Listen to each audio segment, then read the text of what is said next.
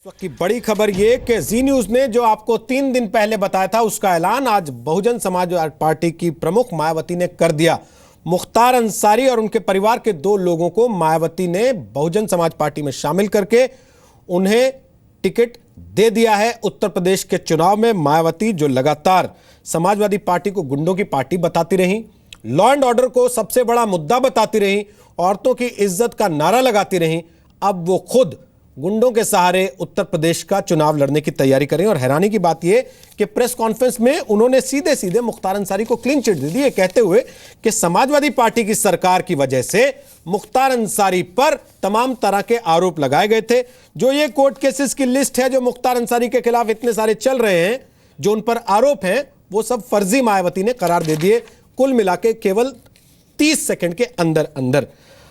MH Khan फिलहाल हमारे साथ नहीं है, मुझे बताया गया है। हम कोशिश कर रहे हैं वापस आ जाएं, वो इस चर्चा का हिस्सा बन जाएं। रामदत्त त्रिपाठी साहब, ये कैसी राजनीति है?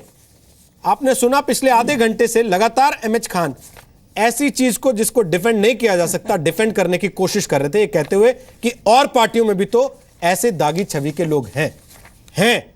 उनका मुद्दा लॉ एंड ऑर्डर नहीं है ना सर, वो दूसरी पार्टी को गुंडों की पार्टी नहीं कहते ना सर, वो तो मानते हैं कि हमारे साथ ऐसे लोग हैं और हम उनके साथ चुनाव लड़ रहे हैं।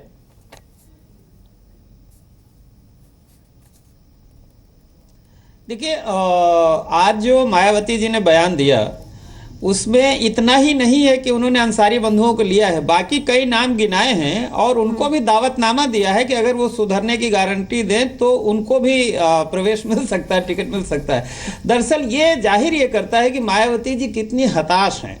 ये उनमें एक लैक ऑफ कॉन्फिडेंस शो करता है कि इस समय आत्मविश्वास की कितनी कमी है और कि वो मुख्तार अंसारी जैसे लोगों को इस तरह से और इस तरह की दलीलें, एक मुख्यमंत्री होते हुए जिसकी जिम्मेदारी होती है कानून व्यवस्था संभालना। और मायावती का जो सबसे बड़ा प्लस पॉइंट था पब्लिक के बीच में, जब भी कहीं बात की जाए तो लोग कहते हैं कि भाई मायावती के टाइम पे थोड़ा अफसरशाही टाइट रहती है और लॉ एंड ऑर्डर ठीक रहता है। आज मायावती ने अपना सबसे बड़ा जो प्लस पॉइंट था वो खो दिया है और जाहिर यही करता है कि इस समय चूंकि सवर्ण उनकी तरफ नहीं आ रहा है इस बार, तो वो दलित मुस्लिम कॉम्बिनेशन बनाने के लिए वो कुछ भी करने को तैयार हैं। और इस तरह का जस्टिफिकेशन वो बिना इस तरह का जस्टिफिकेशन दिए भी एडमिट कर सकती थी, उसमें कोई बात नहीं थी। लेकिन ये कहना क्योंकि मुकदमा तो कोई पार्टी नहीं जाया करती, मुकदमा उनके ऊपर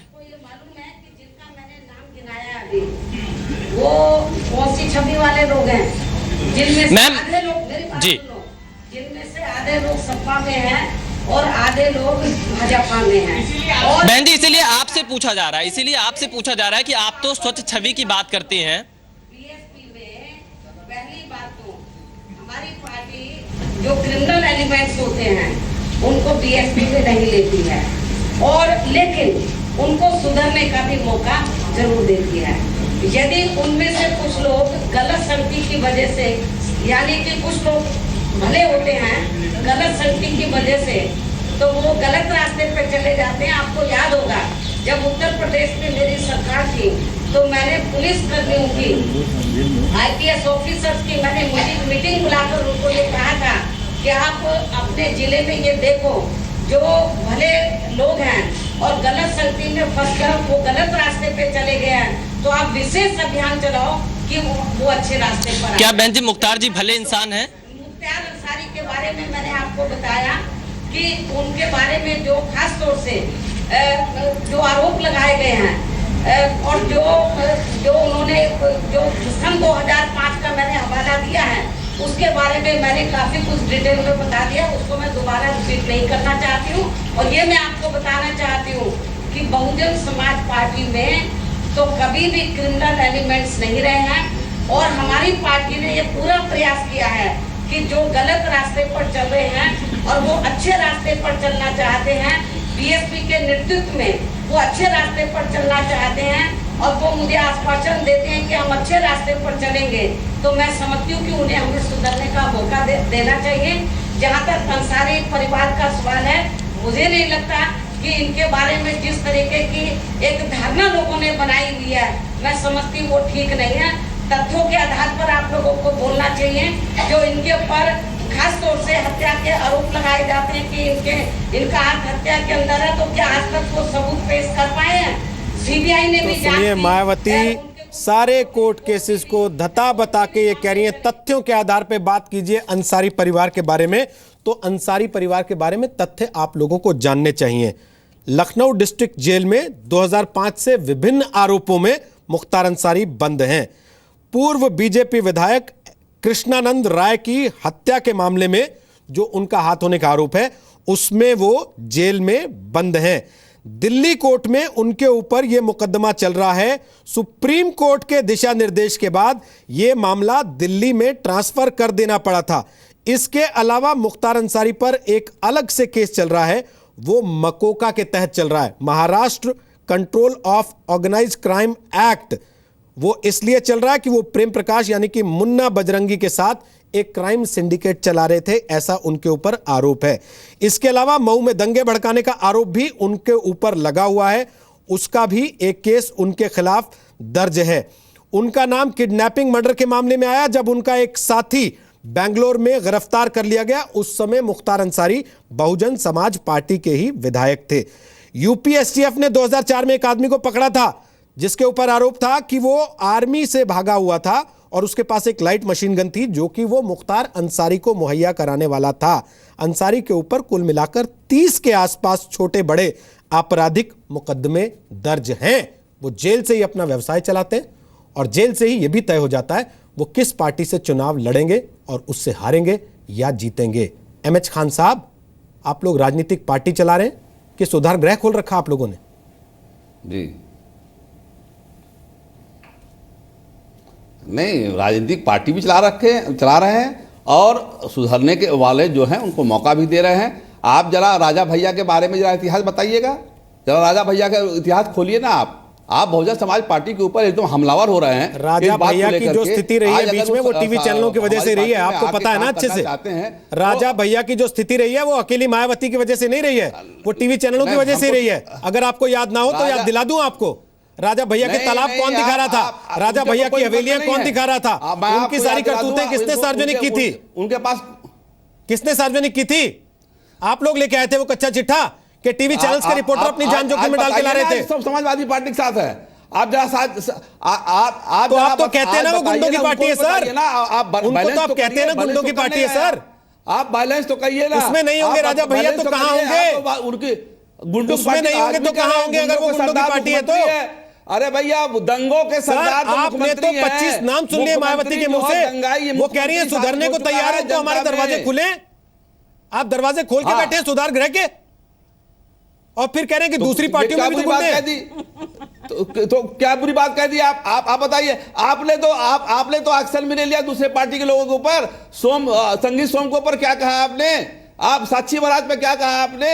आप भूतपूर्व मुख्यमंत्री एक दिन की सजा काट चुका है, गवर्नर बने बैठे हैं राजस्थान के, उनके बारे में क्या कहा आपने? ये तो सब एक तरफा बात कर रहे हैं। इनको तो आप कह रहे हैं ना गुंडों की पार्टी है, इनको तो आपने घोषित कर दिया ना कि ये सब गुंडों की पार्टियां हैं। दोस्त हूं सर, ये सब तो गुंडों की पार्टियां हैं ना आपके मुताबिक। अरे किस बात का खो दिया भाई? किसके लिए दरवाजा खोल रहे हैं सर, ये बताइए ना। जब सरकार बनेगी, सर आपने तो ये सारे आरोप एक सेकंड में खारिज कर दिए। आपने कह दिया कि तथ्यों पे बात कीजिए, तथ्य बता दिए तो आप राजा भैया के घर चले गए। सर्व समाज, जब तथ्य बता दिए तो आप राजा भैया के घर चले गए। सर्व समाज साफ साफ बोलिए ना सर, जो पहले बोल रहे थे कि मुसलमान ने इसलिए वोट दिया, बोलिए ना। जो मायावती कहती है जाके रैलियों में कि मुसलमान हमें वोट दे और किसी को ना दे दे वरना तबाह हो जाएगा, बोलिए ना सर। क्यों नाटक करते हैं दलित के नाम का और सर समाज के नाम का? ये तो नहीं कहा, बोलिए ना सर कि सांप्रदायिक राजनीति हम करते हैं असल में। क्या समाज सांप्रदायिक शक्तियों को हराने के लिए हमारी पार्टी सांप्रदायिक शक्तियों को हराने के लिए खड़ी है, उस पे काम कर रही है। ये और उसमें मुख्तार अंसारी हमारा पोस्टर बॉय है। मुख्तार अंसारी की हम पैरवी करते हैं, प्रेस कॉन्फ्रेंस बुला के सारी मीडिया को बुला के और टीवी पे बैठ के उसको डिफेंड करते हैं, कहते हैं कोर्ट में जो केस चल रहा है वो बकवास है। विशाल पांडे, आपने मायावती से सवाल पूछे, एक के बाद एक लगातार कई सारे सवाल पूछे। खान साहब तो बड़ी देर से तकरीर कर रहे हैं, बहुत दलीलें देने की कोशिश कर रहे हैं। क्या मायावती की दलीलों पे वहां किसी को यकीन हुआ?